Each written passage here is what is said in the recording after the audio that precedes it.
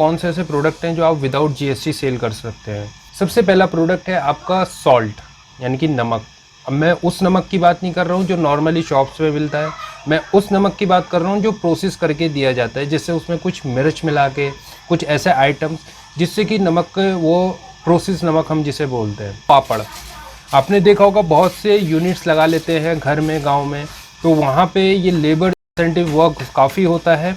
वो टाइप के प्रोडक्ट भी आप सेल कर सकते हैं। अगर आपने अपना खुद का टेस्ट डेवलप किया है, खुद का उसमें ऐड किया है मसाले वगैरह और कुछ उसको यूनिक करके बनाया है, तो आपके पास बहुत अच्छा चांस है कि आप उस जैसे प्रोडक्ट विदाउट जीएसटी सेल कर सकते हैं।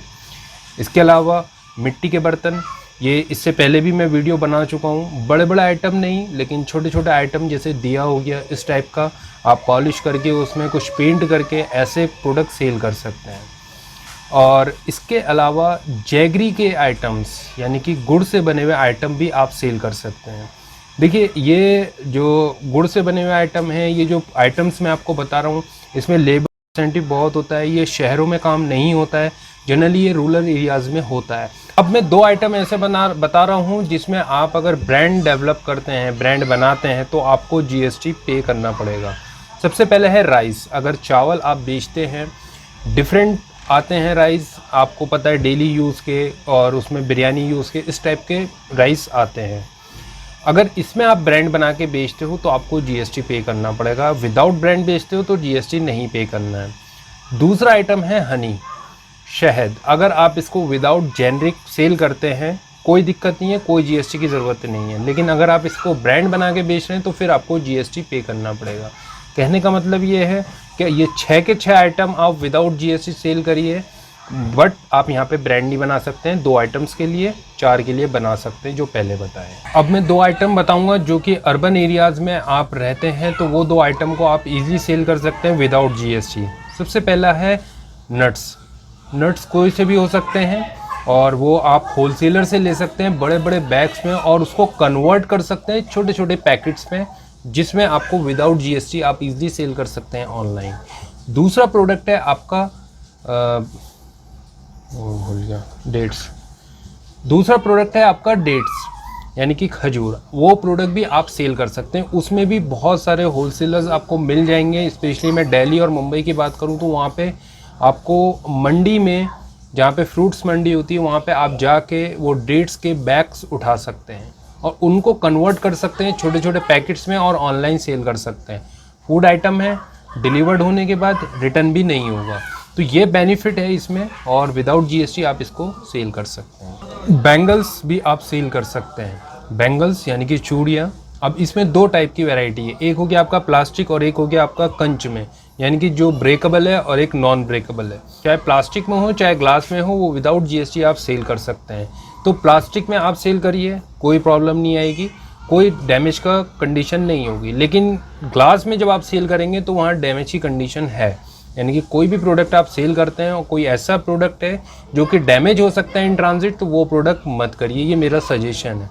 क्योंकि देखिए, जब आप प्रोडक्ट पैक करेंगे, पैक करने के बाद जब आप शिप करेंगे, जो लॉजिस्टिक की तरफ से मिस हैंडलिंग होती है या फिर कई बार इन ट्रांजिट डैमेज हो जाता है ना चाहते हुए भी, तो वो प्रोडक्ट को आप ड्रॉप कर दीजिए। हालांकि विदाउट जीएसटी है, कोई टैक्स नहीं पे करना आपको इसमें।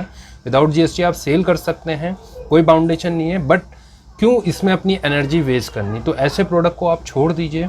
और अगर करना चाहते हैं तो फिर उस हिसाब से आपको पैकिंग भी उसकी देनी पड़ेगी, यानी कि उसको पैकिंग प्लास्टिक के बॉक्स में, अनब्रेकेबल बॉक्स में गिरा के चेक करके कि ये टूटेगा नहीं इन ट्रांजिट, तो आप उसको सेल कर सकते हैं। बट मेरा सजेशन ये, इसको ड्रॉप करिए और जो प्लास्टिक का बैंगल है उसको आप सेल करिए। इसके अलावा एक प्रोडक्ट इसके पहले मैं वीडियो भी बना चुका हूँ, वो है आपका लाइव प्लांट और सीड सेल करने के लिए।